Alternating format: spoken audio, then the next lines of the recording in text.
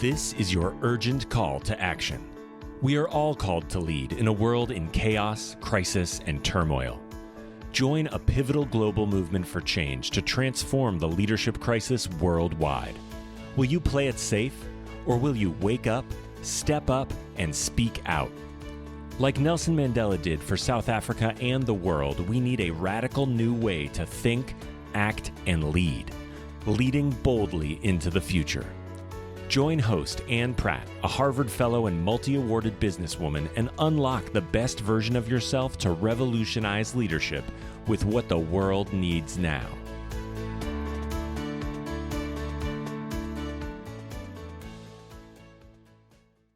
Greetings to all you future bold leaders. Thank you for joining us from around the world.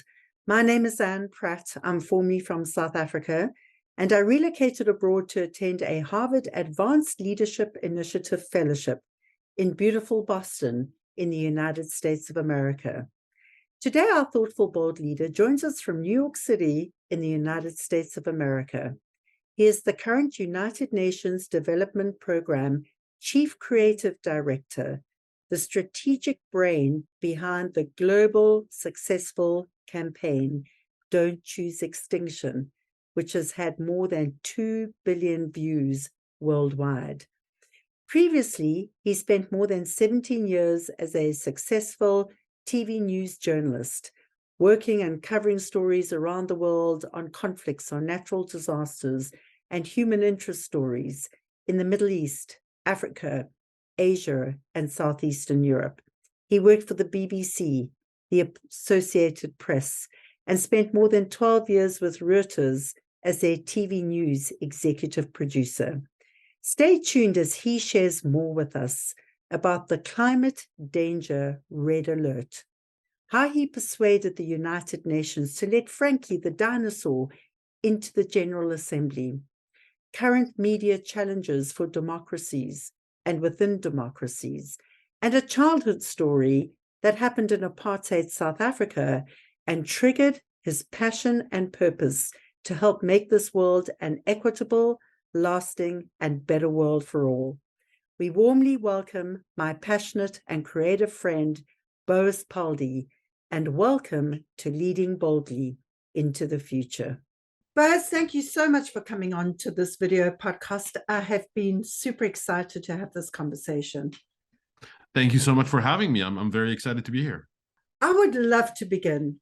You have been a TV journalist for 17 years. You've also been an executive producer of TV news for 12 years, covering a lot of dramatic topics, natural disasters, human interest stories. What is it about this career that excites you, and how important do you think the role of the journalist and the media is in telling these stories for the world? When I set out on the career of being a journalist, I just wanted to go to wild and wacky places, and I was shocked and surprised presently that people were willing to pay me to do that, and pay me well, in fact.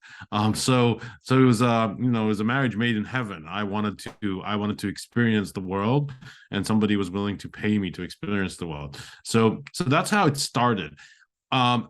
As I became more and more involved in journalism, I realized the importance of telling stories, of telling people what was going on. In fact, now I'm pretty convinced that is the most important thing about our governance system, our democracy, our way of life. It's impossible to have a functioning democracy, a functioning society, without a free press to be able to relate the stories, to be able to shine a light on various issues, to investigate, to uncover, to really kind of like express what's going on out there in the world to everyone.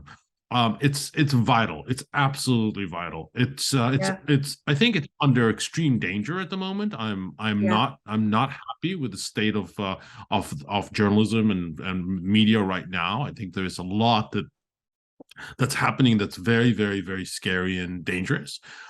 But the actual profession and vocation itself is of utmost importance, as it always was. I believe that very, very strongly. That is such a powerful entry point, and I'm curious to hear, what message would you like to send out to your fellow colleagues and friends in the media industry around, you've expressed the current concerns. If there's one thing they could do differently, what would you suggest, request that they I, mend and change? I think unfortunately, and it's not the journalist that's the problem. It's the media houses behind them, and Yeah, first of all, social media is the biggest issue that we have, and verifying what's true information and what's not.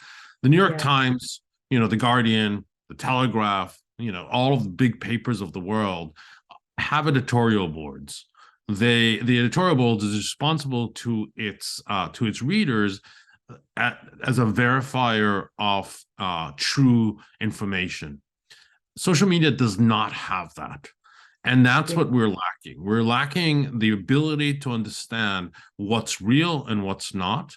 False yeah. news, misinformation, misleading information is so rampant that it really is a very, very, very large crisis. I don't think the journalists can do anything about it. I think people need to understand that there is a crisis going on with communication and media, and try and sift through what's real and what's not, and try Yes, and figure out if they should be sharing a certain post or they shouldn't. I rely on, I'm not a journalist anymore, and I rely on yeah. certain news outlets that I know have an editorial board, that I know are responsible to their readers, that I know are responsible for their viewers, and do not kind of make up news.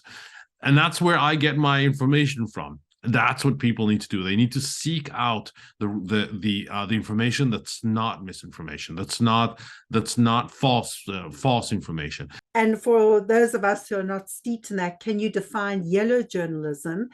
And then following on from that, clearly there are incredible presenters that have a substantive following. People like the Rachel Maddow show, Rachel Maddow, people like Tucker Carlson of Fox News. What would you say to those people who clearly hold a lot of sway within these media houses? So if you could respond to that for us, that would be Absolutely. helpful. I'll respond to your second question first. Be responsible. Understand that what you are saying affects many, many, many people, and how they live their lives, and who they vote for, and the choices that they make. And the choices are extremely important right now. We all have to make choices, both in terms of the people that we elect into power, and if we are lucky enough to live in a democracy, and also our personal choices as it relates to the various crises that we're facing.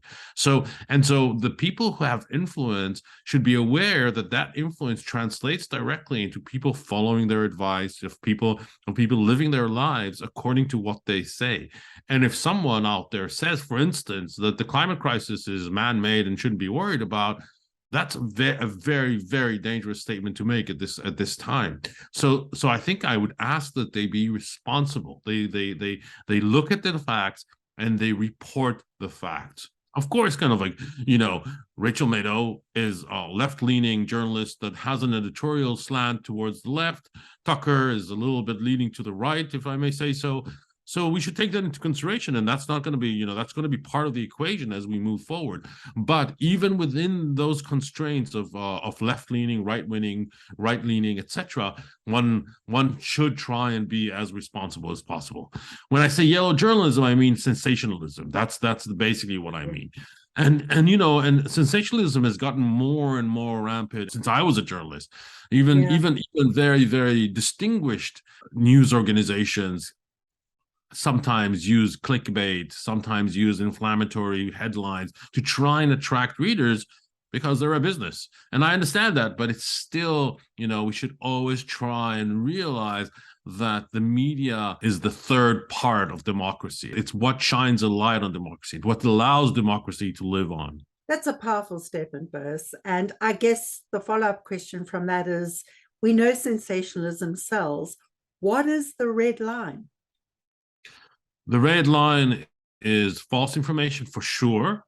The red line is misleading information. The red line is misrepresentation of the facts. those are all red lines for me. I think it's extremely important, especially in this time of crisis, that we, that all of us are responsible to each other, and really kind of like try and relate the news as we see it, as it happens. So for me, kind of like false information, misinformation is definitely the red line. That's an incredible segue. Moving into that thought, what do you think are the biggest leadership threats facing not only the United States, but the world today? What are the big challenges that keep you awake at night? To be honest with you, it's the climate emergency. It keeps me awake at night regularly. I am extremely worried about it.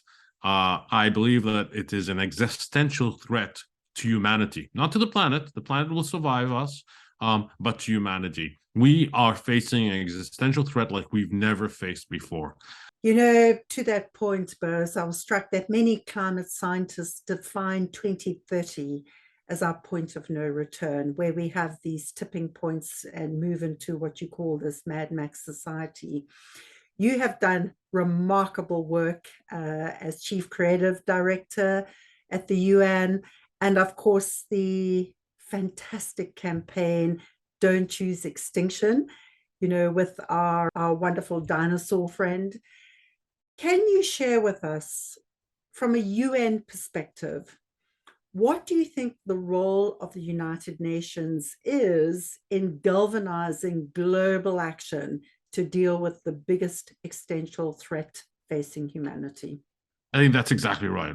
The role of the United Nations is to galvanize, is to try and get people together around a common issue that will look at it as humanity rather than as member states, rather than as sovereign nations, but rather think of it as an existential threat to humanity and act like we are humanity, not like we're a dispersed bunch of people sitting in capitals and worrying about their personal issues.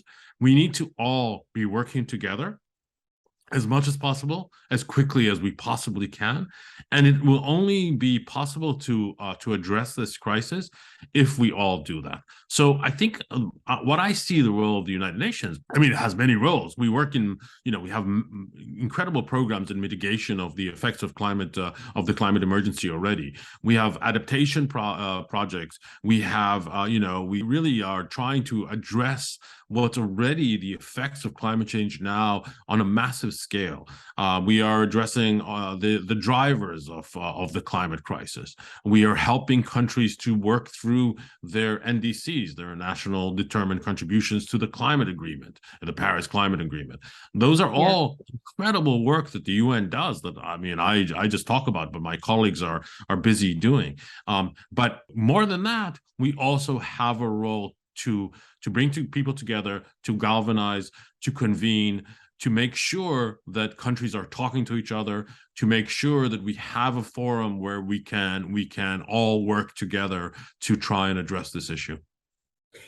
So what strikes me about what you say, if you had to highlight the critical drivers and help us zoom in on where we as humanity can have our biggest impact, what do you think the key strategic drivers are, number one? And secondly, do you think the United Nations in its current format and structure is best designed to respond to those?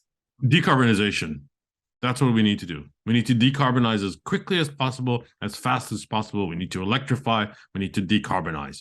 How we do that, there's many different ways to do that. The issue that we dealt with in the campaign is a critical issue, fossil fuel subsidy reform. Last year, $700 billion was spent on fossil fuel subsidies. That's 80% of that goes to manufacturers. That's the oil manufacturers. And yet kind of like inequality amongst people is at the highest level it ever was, instead of trying to address that issue together with the climate issue. So really kind of like at the heart of it is the use of the energy that we use, the cheap energy that we have to move away from. We have to decarbonize. We have to decarbonize our economies. We have to find a sustainable forms of energy, and we have to use those sustainable forms. But it's also a huge opportunity because those sustainable forms of energy are a whole industry, a multi-trillion-dollar industry that we need to create in order for the world to live off that energy and have economies related to that energy. And that's a boom. That's a massive boom that we can expect to happen. And so there's a huge opportunity here as well. We need to kind of move away from the idea that this is going to be a hardship and we won't be able to handle it in our lives. Yes, there's going to be changes that we need to make, but there's also opportunities. There's also big opportunities. You know, the UN isn't perfect. It's not the perfect vehicle for everything. But it's the only vehicle we have. There's no other place where 192 member states come together and talk about issues. It's a forum to be able to do that. It's not a world government. We don't have the power to put behind the Paris Agreement to force countries into reduction of emissions, but it's the best we have within the systems that we have, and I think it needs to be protected. I think it needs to be grown. I think it's you know, I believe very strongly in the United Nations mandate and where we are and our leadership and where we're going. Our leader is very strong on climate change. He is outspoken on climate change, and he is saying the right things, and we follow him. And so for us, you know, although we all admit that we're not the perfect vehicle, we also know that we are the only vehicle. There's no other forum that can replace the UN at this time. And the UN plays a really significant role. I mean, I have been super inspired and impressed by the UN Secretary General. And of course, he talks about climate as being a red alert for humanity. And if there is something that the UN could or would do, in addition to all the remarkable programs it's already doing, what additional value add do you think the UN can play in stepping up its impact in enticing, galvanizing, and inspiring nations to move along and take the action that's required? For me, what strikes me is the idea that we're not galvanized. We're not galvanized as humanity. We don't act as humanity. We act as nation states, and we act in our own interests. And I think the United Nations needs to lead on exactly that. We need to think as humanity. We need to be galvanized as humanity. We need to all roll up our sleeves and take the action that we can, each one to his own action. Some of us can take big action, some of us can take small actions, but we can all play a part in this. To me, it reminds me a little bit of, you know, facing, you know, the evil Nazi empire in 1942. Everyone in the Western world, in the free world, was galvanized to fight against this evil threat that we had, a threat to our freedom, a threat to our lives. Everyone. There was no one that was like on the sidelines and was saying, well, you know, maybe, yeah, it's a threat, but I don't really want to get involved. I don't think that happened. I think we had this galvanization of most of humanity against the threat that we were facing. And I want to see the same thing happen for climate. This time, it's man-made. The crisis was made by us, not by Nazis and not by any other evil empire, but actually by humanity. But that doesn't make a difference. We still all need to roll up our sleeves and make sure that we understand that we can all do this together. And, you know, and take action and take serious action every single day of our lives. You know, when you walk out of a room, shut down the light, conserve energy. It's the simple actions that we live through that also contribute to it. It's not the most important part. The most important part is changing our energy policies, but we all need to roll up our sleeves. And I think the United Nations can play a part in trying to galvanize that support across humanity. It will take much more than that. I think we need Hollywood. I think we need entertainment in industry. I think we need media. I mean, everyone needs to play their part. But it's also important that we all are leaders in this, that we see it as a human problem, not as a nation state problem. 100%. And, you know, it's such a powerful statement you make, Boaz. I also know that within your current role as Chief Creative Director at the UN, you're also responsible for impact partnerships. You've already alluded to Hollywood and, of course, we the people. Who do you think the primary impact partners are? Who does the UN and other interested parties need to reach in terms of the different stakeholders and the powerful impact and changes they can make? Who would you define as those critical impact partners? Private sector. That's where the solutions are going to come from. This is going to be a marketplace solution.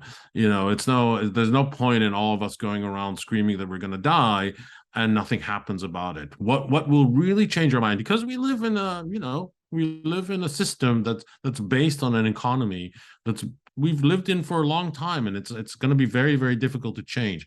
But if we work within that system and those economic values, that's where the change will come. I love your passion. It's exciting. For our audience, first, could you also, I know that COP is a UN initiative, it's a partnership. Could you just expand a little more for our audience around what COP is, who it consists of, and what these different COP collective conferences are? Absolutely. COP is a conference of parties. That's how we define it. And the Conference of Parties for Climate is convened by the UNFCCC in Egypt. In Sharm el Sheikh in November was the 27th convening of those parties. The climate agreement was the convening of those parties in Paris in 2015, and that's where the climate agreement came from. And it's the multilateral, multinational process that essentially is where the treaties are made around climate. And now a treaty is being made also through another conference of parties, which is the biodiversity conference of parties, around biodiversity loss and what we need to do about that. So essentially, it's UN-led initiatives and conferences that bring member states together in a negotiation around these major issues of climate and of biodiversity. Yeah, it's a phenomenal partnership. And, to your point about these multiple stakeholders, I'd love to turn to something that you have been personally directing, the remarkable campaign. We know the power of the media. We know the power of getting that message out in a way that the average human being can internalize the message, access the message, and then be galvanized into some kind of action. Let's talk about your 2 billion viewership of Don't Choose Extinction, the fantastic campaign you've put out, Boaz, and congratulations again. It's remarkable. It has powerful impact. Tell us about the campaign, Don't Choose Extinction. How did it come about? And share with us some of the story behind the campaign. Sure, absolutely. In January 2020, a few weeks before our world became increasingly a world that we didn't recognize, and everything was turned upside down by the coronavirus, we had an office retreat with some of our main policymakers at the time.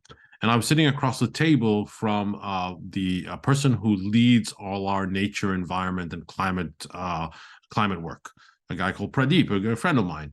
And I said, Pradeep, what if you had one issue that you needed to campaign about right now, what would that be? And he said, without blinking, he said fossil fuel subsidy reform. And frankly, I needed to Google it because I had no idea what he was talking about. Yeah. So I quickly Googled it. And understood that this was something that was very, very important, but I didn't know about it, and I'm a practitioner. I'm part of the conversation. So it would be hard to imagine how anyone else would know about it. And as we continued speaking, I understood kind of how important that is. The fossil fuel subsidies are paid by countries all over the world. They're paid in order to keep our energy prices down, gas prices, heating prices, all of our energy use down.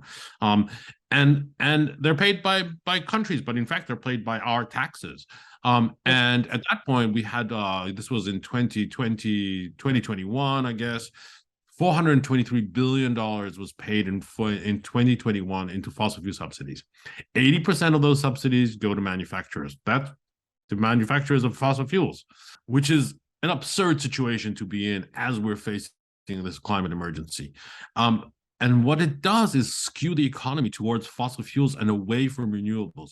So it's very hard to decarbonize when we have this very cheap source of fuel that's being made cheaper by governments. That's one of the problems. The other problem is that it's a negative deficit. If you're spending $423 billion to pay fossil fuel manufacturers, then any positive impact that you have on the planet is still in the negative, because it's a deficit. So let's say kind of like the $100 billion that was promised in Paris to the developing world to help them mitigate the effects of climate change, which still, by the way, hasn't fully been paid. Okay, so you pay $100 billion, you still have $323 billion left. So it's a huge deficit on what we're doing. So it is vital and very, very important, but it's a very complicated issue. I just took about 3 or 4 minutes to explain this to you and to the viewers. And so, but you don't have that if you're doing a campaign. You certainly don't have 3 or 4 minutes to explain what you're trying to do. You have about 7 seconds to grab people's attention. So we had a problem. I was told that I needed to create a campaign around this issue. I had no idea how. Luckily, I have some friends in the creative industry. So I called some of them. That led me to a meeting with an incredible creative agency in California called Activista. A guy called Beto Fernandez and Paco Conde are the creative directors and the founders of this firm. And I said to them, listen, I've got this issue. I need to campaign around this issue. Yeah. What do you think we can do about it? And they very happily took it on and said that it was the most important brief that they've ever had in their life. And went away for a few days, had talked to a lot of people in UNDP, a lot of the experts, a lot of the policymakers. We had lots and lots of meetings. Then they went away. They thought about it. And they came back and they said, we have an idea. It's going to be complicated, but we like it. Maybe you will too. And they said, we need an outsider to tell us how absurd we are. Because essentially we're destroying ourselves, we're killing ourselves, and that's where the dinosaur was born. What a better manifestation of an outsider, of somebody who's a fossil himself and was destroyed by an event that was beyond the dinosaur's control. The dinosaurs went extinct because a giant meteor hit the Earth. But we are making those choices consciously. We are essentially choosing extinction. We are going extinct by our own hand, and that's the absurdity of it. And as the dinosaur, so we decided that the dinosaur was going to march into the United Nations and give a speech, and we were using the icon of the United Nations as a place, because that's important, because what's said on the United Nations podium is iconic. It's you've had iconic speeches there, some good, some bad. You've had Yasser Arafat speaking there. You had Che Guevara speaking there. You had Nelson Mandela gave that very, very incredible, moving speech at the United Nations General Assembly. So it's so iconic. So we decided to have the dinosaur speak there. And when the dinosaur marched on and spoke, one of the first things he says is that it's as if we, humanity, are paying for asteroids to hit our Earth years before they hit our Earth. That's as if what we were doing if we were dinosaurs. And we're doing it consciously. And that's the absurdity of this. So what the dinosaur then continues to say is, don't choose extinction. Choose a different path. Try and figure this out. Why don't we use these funds that we're spending on fossil fuel companies? Why don't we use them to reduce poverty? We could instate a universal basic income for many people stuck in poverty and alleviate them out of that poverty.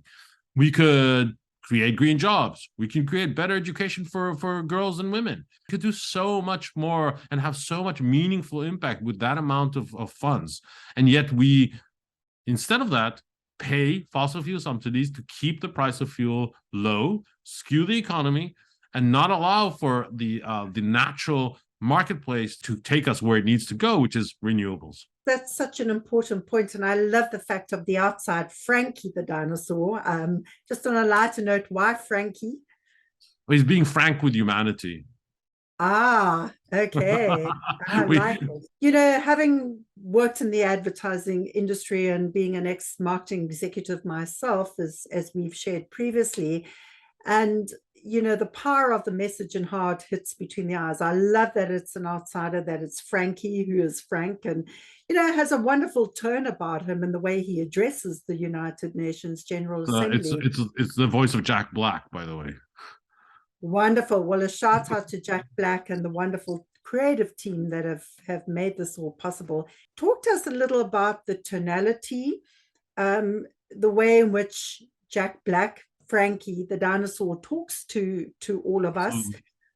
Number one, but number two, I was curious. I love in terms of the scripting of the message. Talk to us about why you elected, yes, the absurdity of what humanity is doing. I think that's very powerful. Can you share with us other thoughts around what went into the script and why those elements were chosen?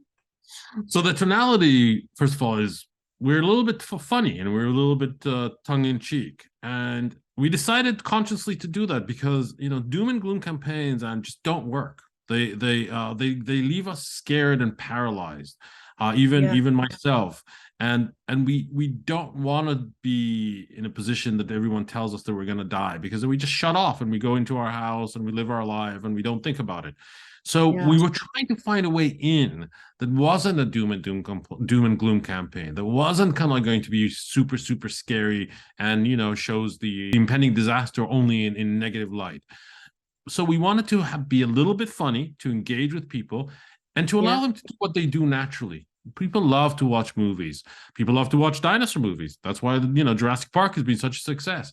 And when the ad opens, you don't quite know what it is. It could be a new Jurassic Park movie. We don't quite know, and so it just allows people to do what they normally do, which is enjoy a nice movie, enjoy a nice laugh, and enjoy a nice smile, but yet kind of like be led into a message about climate action. And a positive message about climate action. We don't want to be negative about it. We want to create a positive galvanization, as I mentioned before, that people have the power to change. We are empowered to be able to do things, and that's the tonality that we were trying on. On one hand, a little bit funny, a little bit engaging in a tongue-in-cheek way, but secondly, also positive. So that's where we led. We were very lucky that we found an incredible speechwriter. David Litt wrote the script for the dinosaur. He used to be Obama's speechwriter when Obama was president, and he was in charge of Obama's funny speeches, the ones that he did at the Correspondence Bowl and etc. And President Obama was pretty funny himself, but David Litt definitely helped him. And we engaged with David.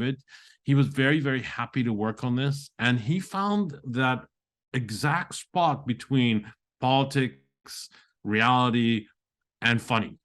And it's very hard to do. I can't do it, but he somehow managed to do it. So we fed him a lot of information, and he came back with script after script after script, and after many weeks of working with him, we finally came upon the script that you have heard in the video. I think it's very powerful. I think it really hits all the spots that we needed to hit in its tonality, in its positivity, in its and it's still funny. It's still engaging.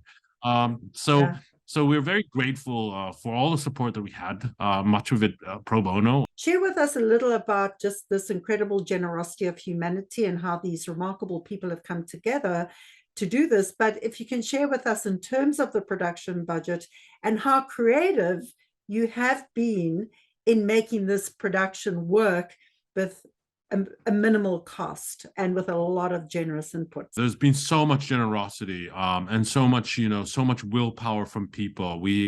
Paco and Beto, first of all, the creative directors of the campaign, essentially worked for free. That's a huge commitment. I mean, they weren't doing this kind of like as a side job. They were doing this as their full-time job for months at a time. And it took away other clients from them, other paying clients. So we're so grateful for them. They said to us that, as I said before, that this is the brief that they had been waiting for. This was the brief that they wanted to work on. That they created Activista, and the name implies that, to have some social impact. And they've had some campaigns before that have had social impact, like the Dove campaign, the very, very famous Dove campaign. That was their brainchild. But they also do other things. They work on normal advertisement campaigns, and so that's where it started. And then I have a good friend who I've worked with on various projects in the past in Australia, that was a CEO of a major creative company in Australia called Wyndham and Thompson, part of the Wyndham and Thompson network, but the Australia part of it, Lee Leggett, and she very, very, very generously put Wyndham and Thompson's abilities to our use to create the digital ecosystem behind the campaign. We also had help from another incredible individual called Mick Thorborg Carlson, who is Danish. He's a friend of mine, and he formed a company called Mindpool that was a collective intelligence company that basically kind of looked at collective intelligence in the private sector and tried to help companies through their collective intelligence needs. But he put all of that intellectual power and all of his IP into the campaign, and we created what we call Global Mindpool, which is a place where people can go after they see the film and really kind of get involved with questions, with small surveys, to let us know what they think, what they feel. All that is fed into a very, very complicated algorithm that I don't understand, and it spits out kind of like key learnings from that, and those we can take to policymakers and show policymakers what people are feeling in specific areas, specific genders, etc. So huge thanks to that as well. Many other people kind of like gave time and effort into it, and that includes Framestore, which is the production company that helped us create the dinosaur in CGI. It's a CGI dinosaur. Framestore were able to do this at cost. They didn't make money off the production at all, and they basically kind of like they allowed us to. They basically enabled us to do it. That's great, and just for our audience, can you define CGI, and can you define collective intelligence? Absolutely. So CGI is very easy to define. It's a computer-generated animation, essentially. It's how we see kind of that's what animation is today. And much of movies are made that way. It's extremely expensive to do. It's very tedious. They basically paint one frame at a time. 24 frames per second forever, or 60 frames per second. I can't remember exactly what the ratio was at that point of our film. So it's like a very tedious, very, very expertise work that companies like Framestore do. Framestore is one of the best companies in the world doing CGI. They've won 4 Oscars doing it, including Blade Runner, Gravity, and various other Oscar winners. And so that's that. Collective intelligence is a way for us to bring up the knowledge that is within organizations or people or groups that is not necessarily rises to the surface. It's non-linear. It's a way for us to understand what people think, but also what people feel. And so it's gone a long way in the last few years of really trying to bring together people's minds. What we don't know individually, we know as a group. So almost all knowledge is known by humanity as a group, and collective intelligence tries to bring that out of groups and people. Yeah, and to that point, I'm curious, Boaz, what have been the findings to date in terms of this collective intelligence mind pool, and have you yet fed that back to policymakers? And if so, what have been the key findings and recommendations to policymakers? The main thing is that people are very, very, very interested in taking climate action. They need to know how to take climate action. They feel paralyzed by the magnitude of the issue. This is something that is on people's minds worldwide, and people are interested in trying to solve the problem. We fed that back to policymakers in an attempt to show them that taking bold decisions won't necessarily rock the boat in a way that will impede their continued rule. It's a delicate issue. We're the United Nations. We don't get involved in politics in any way. We don't get involved in elections. We only facilitate elections in terms of like trying to make them happen, but we don't get involved in who gets elected and how. We work with any party that gets elected. Yeah. So we have to be very careful. But it's been very useful for us to understand where some of the tensions lie, where some of the possibilities lie, etc.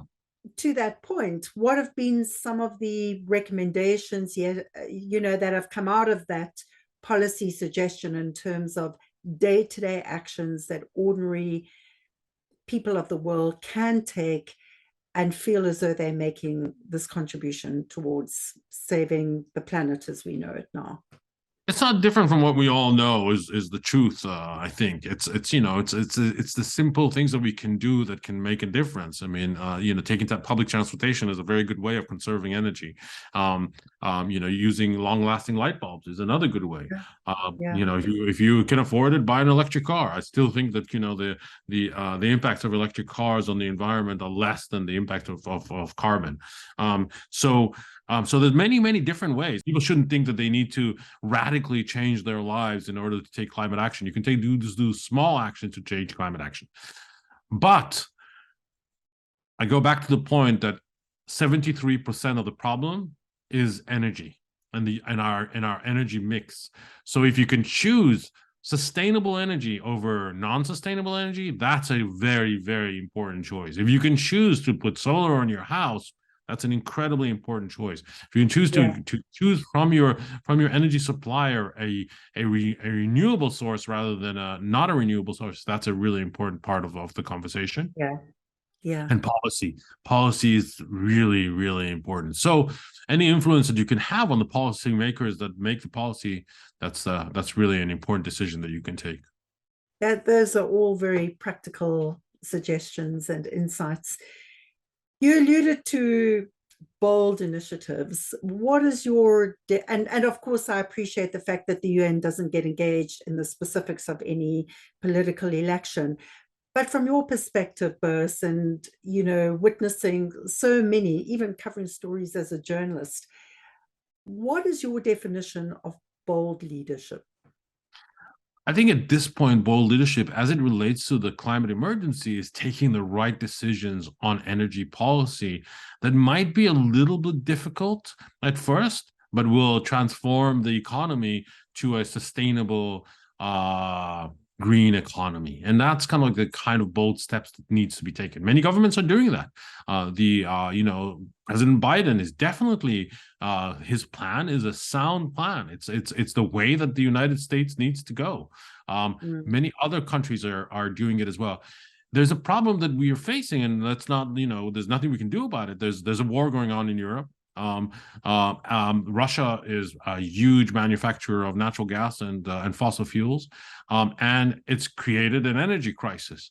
And that energy crisis is not coming at a good time, because without an energy crisis, it would be easier for countries to move towards renewables.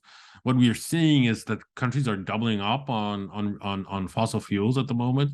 We hope that that's just a kind of like a bump in the road, and we'll be getting back on track soon. But it's the reality that we live in. So for me, it kind of like, those are the types of bold decisions that we need to make. Yeah, no, that's powerful. And you've also referenced another leader that we both have huge respect and admiration for, who spoke at the UN General Assembly, Nelson Mandela. I know you had a personal meeting with him in Port Elizabeth in the Cape region of South Africa. I would love to hear what for you, Boaz, has been your Mandela moment, a particular moment that really touched your life and perhaps shaped some of the way you think, act, and lead today. What was the context? When I was a kid, I was on the Kenyan rugby team, but it was great because I got to see so much of Africa. And my best friend was an Indonesian guy that was my best friend when I was, 12, 13 years old. And we arrived in Johannesburg one fine day And I had no concept of apartheid whatsoever. I'm Jewish. My father is a Holocaust survivor, or was. He passed away recently. So the idea of apartheid is very, very, very, very close to my heart in a negative way, because of the discrimination that my own people suffered through. And when we landed in Johannesburg, my best friend, who, we were always together, was asked to go into the coloreds line. And that separation was the most devastating thing that had happened to me. I was completely petrified. And then I understood it all in a way. And there was no sign of Mandela yet. There was really just a very heavy, I guess it was sometime in the late 70s, maybe. It defined for me very clearly what needs to be done in the world, what needs to be taken care of, what the absurdity of judging people by color or by gender or by any other means except for who they are. And I think that was a really important moment for me. It happened to be in South Africa that this happened. But it was a defining moment for me of understanding the follies of humanity in some ways that we need to address. And as a journalist, I told the stories of those inequalities and those difficulties in many, many, many places around the world. And then at some point it just became obvious that I wanted to take more action than just tell the story. I wanted to take sides, and be part, and not be part of the story, not tell the story. And that's when I switched careers to become a member of, to work for the United Nations. But for me, that is kind of like one of the most defining moments, that separation in the airport in Johannesburg. How did you feel at the moment? In the moment, what would you say was the kind of the light bulb moment? I'm not sure how aware your viewers are of the Holocaust and what happened in the Holocaust, but essentially there was a lot of separation going on. A lot of people being put in different lines, one Jewish and one not, and the Jewish line led to the gas chambers essentially. And so, although that wasn't the case in South Africa, that's the fear that it caused in me. That separation, that putting in different lines, is the fear that it caused in me. But it was a fear that made me defiant. It made me want to take action and take control of things. I became an avid supporter of anti-apartheid movements forevermore. I had my own economic boycott of South Africa that lasted until apartheid was. It didn't. I don't think it had much effect, but I did very, very, very genuinely never buy South African wine or South African anything until the issue was resolved. But it made me want to be active in human rights. It made me want to defend people. It wanted me to defend my friend who was put in another line. It made me want to defend humanity against these kind of issues. That's the light bulb moment. It was like the idea that I have the power to make change, and I wanted to make that change. Yeah, and how old were you at the time, roughly? Do you remember? Probably around 12. Around 12. Wow, that is remarkable. So that is a very defining. It's remarkable. I grew up with the notion of something bad happening to my father when he was a child, not exactly understanding what it was. And so I kind of inquired a lot into it and became obsessed with trying to learn about the Second World War as much as I could. And that also defined me. I also feel like, that there is the lessons to be learned from the Holocaust are the lessons of that you need to guard against this ever happening again. That we need to protect humanity from such activities. And that's really extremely important. That now there is no excuse for this kind of behavior, and we all have to guard against it on a daily basis. Well, first of all, I'm so sorry about the loss of your dad, and I know how profound that can be. And I'm struck by the indelible impact he's had on your life. Is there a story that he shared with you that you could share with us that touched him and touched you? My father refused to talk about his whole ordeal. So all I know is from my grandmother and from various parts. I had to find out everything for myself. He wasn't a communicator, my dad. He was not a storyteller. But he had profound impact on me. He used to take me out of school. He and take me on business trips because he believed that traveling around the world was more important than school. In disagreement with my mother, who didn't think that, but he did. I went to Hong Kong when I was 11 years old with him because he decided he wanted to take me to Hong Kong with him. So he had a profound effect on me. And he, but there isn't a defining story I can tell you because I don't know much. All I know is that he was a child in the Holocaust. He survived it. He ended up in a youth camp in France in 1946, 47. Ended up in reuniting with his mother, who survived the war as well, in Israel in 1949. And that's kind of like it defined him. It defined him in many, many ways, and so therefore defined me. But not but I don't see it as a negative. It defined me in some good ways as well. I mean, I believe that I tried as much as possible to guard against such actions every single day of my life. Yeah, and you continue to do this remarkable work. Fast forward a bit, Boaz. What has been a difficult moment in the world of work, a transformational moment, a defining moment in helping get this message out into the world, particularly around the issue of climate change, the threat to humanity? Is there a work example, a specific example that has been a defining moment? What is that? How did you feel about that? And how did you navigate through that? The United Nations is a conservative organization. It's very hard for us to communicate. We are not very good at it. We're trying to get better all the time, but it was a very difficult process of trying to get this campaign going internally.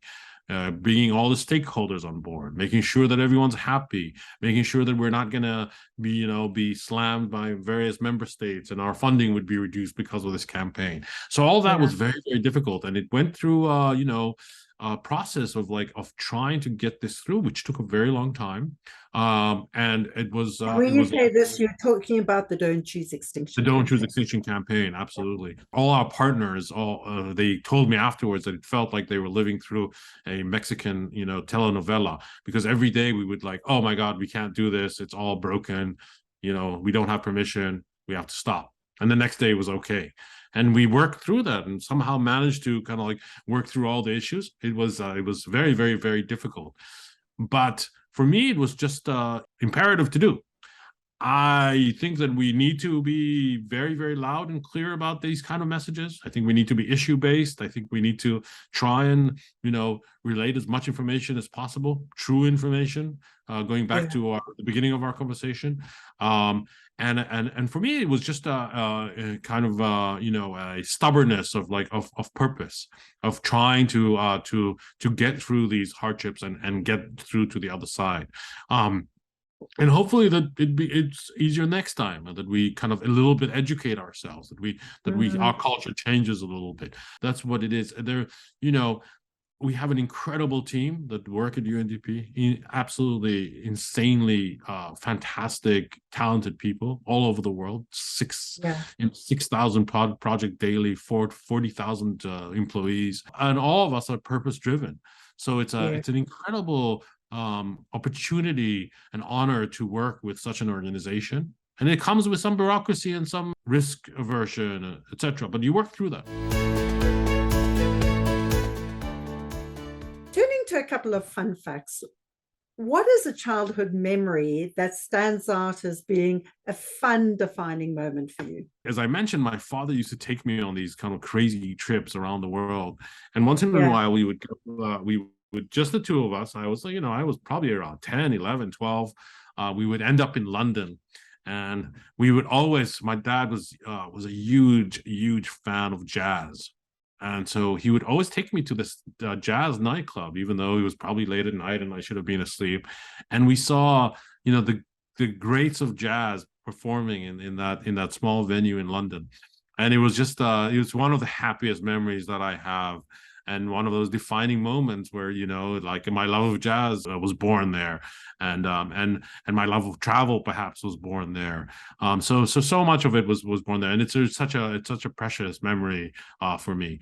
That's one memory, but I lived a very happy childhood. I think I was privileged. I was well off. I was fed. I was clothed. I traveled the world. So for me, it's always kind of like understanding that I was privileged, and so many are not. And so it's always a little bit, you have to always think about kind of like the good memories, but also be aware of what's going on around you. What did your parents do? And what do you think each one of them would use to describe the word that they most associate with you? My dad was a hotelier. He was a hotel manager for all his life. My mom was an art teacher. My mom was the word is very easy. It's unconditional love, or two words. It's like, she showered love on us and was completely unconditional in that love. And it was very, very warm, and it was wonderful. And I was very, very close to my mother and it was amazing. My dad, he was very proud of me. He thought that I had succeeded and was very proud. At some point, this is before I became a journalist and before I set off on my other careers, but I used to own a bar in Jerusalem, very, very, very long time ago. It's called the Mad Hatter. At some point, the Mad Hatter. And at some point I sold the bar. I was like, I'm done. I need to get on with life. And my father was horrified because I had a working business that was in the service industry that he was so close to, and I was giving up this life of being a bartender, and he was horrified by it. But other than that, he was very, very proud of me. Yeah, that's fantastic. And a word that they would use to describe you. So what word would your mother use to describe you? And what word would your dad use? My mother would describe me as her only life, like the most important thing in her life. And my father would describe me as successful, I think. As successful. That's what a great tribute. And third question about, a fun fact about yourself. What would you say to your 12-year-old self with the wisdom and knowledge you have now? It's interesting that you asked that. I've been thinking about that a lot because I have kids of my own now, and bringing up kids is such an incredible experience, and it's so different from everything else that you do. I wasn't very good at school when I was a kid. I'm dyslexic. Dyslexia wasn't really known at the time, so they just basically thought I was lazy. So my schoolwork suffered. If I was going back to my 12-year-old boy, I would say, try and do a little bit better, stop being so lazy and and give up, like, fight the system and try to get a better education. But I would also say, experience life to the fullest every moment that you have, and rely on your instincts. Profound wisdom. Our kind of final question: do you think Nelson Mandela's leadership is relevant for the world today? And if so, why? And what do you think he would say to our generation and the next? In the 20th century, it's hard to find a single leader that's more important than Nelson Mandela. He was the ultimate leader of humanity. I wish he would have been more of a leader for everyone, but he was. I just wish maybe it would have lasted longer. I don't know exactly what I wish, but we need leaders like Mandela. That's the kind of leadership we need. The closest that I saw coming close to Mandela is sadly the retired now recently retired Prime Minister of New Zealand, Jacinda Ardern, who is also kind of like a Nelson Mandela type figure. I think what he brought to the table was compassion that was different from everything else. The compassion is one of the most important parts of leadership. And seeing humanity as humanity, not as numbers, not as statistics, is so vital. And I think Nelson Mandela did that so well and so infused it in everything that he did. So if I had to kind of put it simply, I would say compassion. Compassion. And when you say you wished he had been a leader for everybody, can you expand on that a little more? It's hard to expand on, but we need him. I wish that Nelson Mandela was around now to lead us into the new future. We need his compassion, we need his wisdom, we need his insights. And so it's like it's just a wish, kind of like a wishful thinking that perhaps kind of like, I mean, he was such an incredible leader for South Africa that he could have like used that role on a larger scale. He would have been an incredible Secretary General of the United Nations. He could have, there's so many things that you could see him doing and succeeding at. So that's what you mean, that he had a global role from, I mean, he informally influenced the world, but absolutely, in a more formal position for humanity. Yeah, is that what I think you're saying? so. Yeah. What do you think he would say to our generation and the next generation today? Get it done. You need to get it done, and you need to get it done now. And always remember that we're all humans, that we all suffer together, we all bleed together, we all love together, and so there's no difference between us, and we need to all support each other and get it done. Well, on that powerful action note, Boaz, just a heartfelt thank you. I'm in great admiration for your work, the work that you and these remarkable, generous people who have come together to make this campaign possible and, do this work in the world. We are hugely indebted to you. I thank you. I so look forward to doing more work with you. Thank you, my friend. Thank you so much. It's been a huge pleasure talking to you. So I'm very, very, very happy to be here, and thank you for the opportunity. Thank you. The big existential question, will humanity survive? We have a choice. We need a unifying and unified global human response, one bold step at a time. I had a riveting climate change conversation with the passionate and purposeful United Nations Development Programme Chief Creative Director, Boaz Paldi. He led the UN global campaign called Don't Choose Extinction, with Frankie the dinosaur's message for humanity. Google megatrends reveal that anxious global citizens are asking big questions. Is climate change real? Is climate change man-made? What causes climate change? What can we do to stop climate change? And what can I do?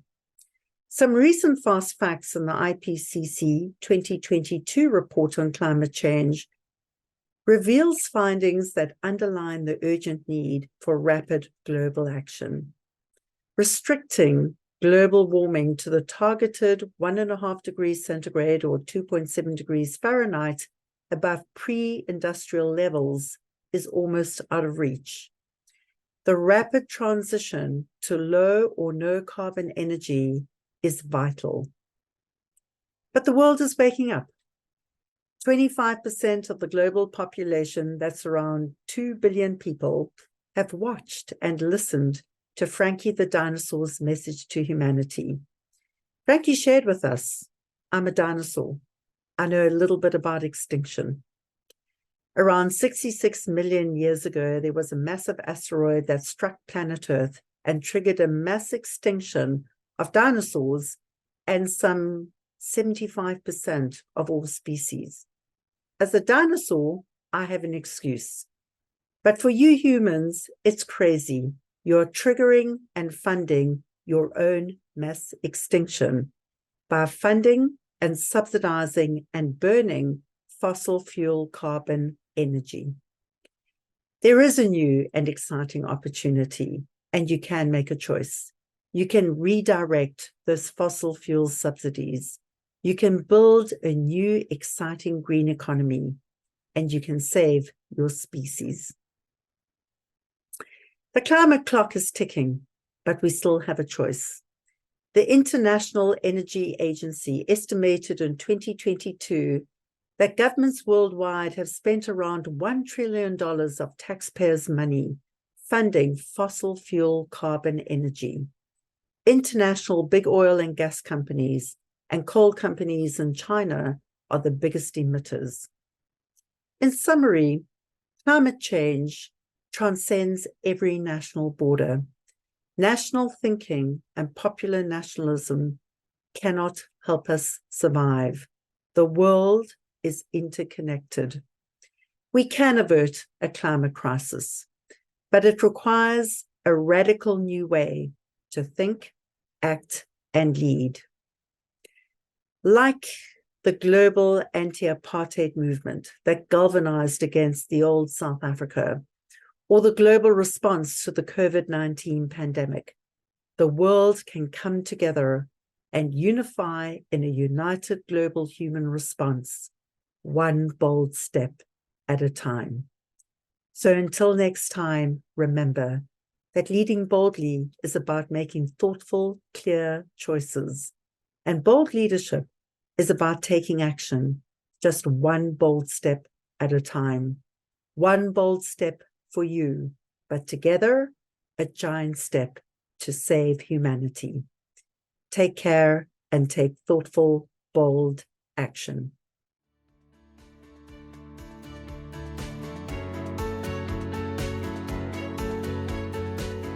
Thank you for listening to this episode of Leading Boldly into the Future. Please find links and connections mentioned in this show in our blog and never miss an episode by subscribing at anne-pratt.com. That's ANNE-PRATT.com. May these insights from inspiring industry leaders, remarkable disruptors, and courageous champions of change bring forth a brand new you, emboldened, empowered, and ready to inspire hope. Come back soon, share with your friends, sign up on anne-pratt.com and join our movement for change. Why? Because the world needs you to lead boldly too.